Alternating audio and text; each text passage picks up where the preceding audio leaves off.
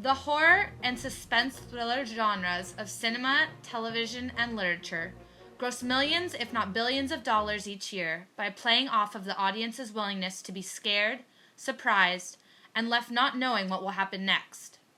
But does this invitation to be scared seem contradictory to the normal human instinct, in which terrifying situations are avoided at all costs?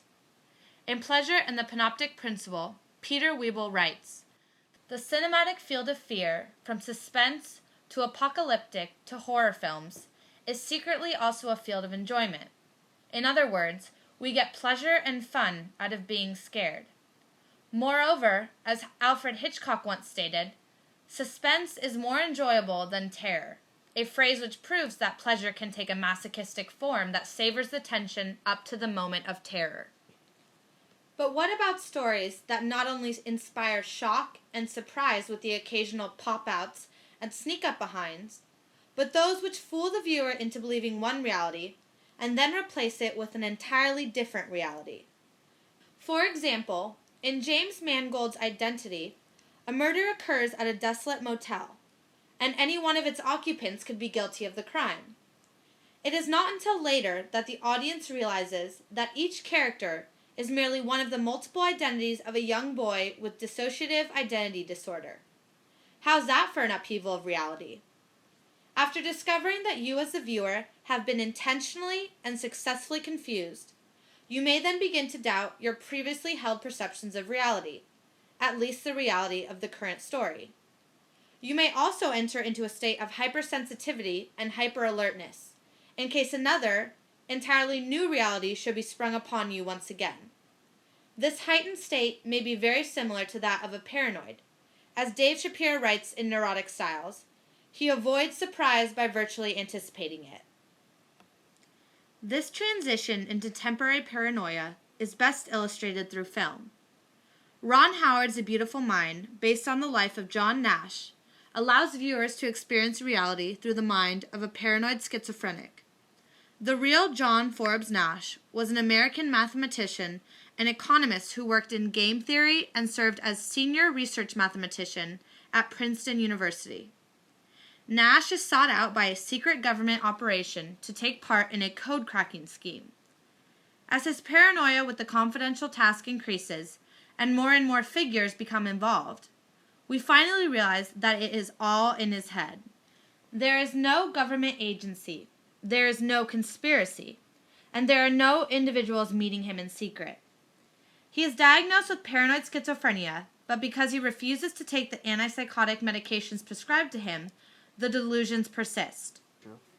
Nash's story does have a happy ending, however, as he finally begins to overcome his disorder and wins the 1994 Nobel Memorial Prize in the Economic Sciences for his work on game theory.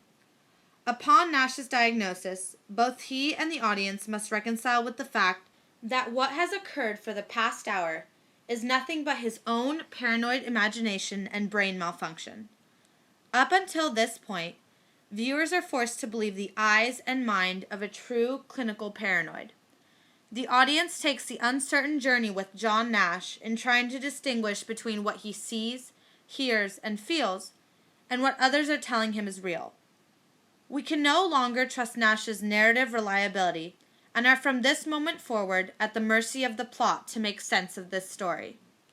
In both M. Night Shyamalan's The Sixth Sense and Alejandro Amenabar's The Others, there is difficulty discerning what is of this world and what is not.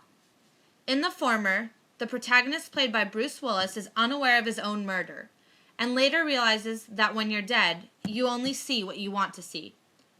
Throughout the story, clues slowly reveal to us that the true reality is not that which has been told so far.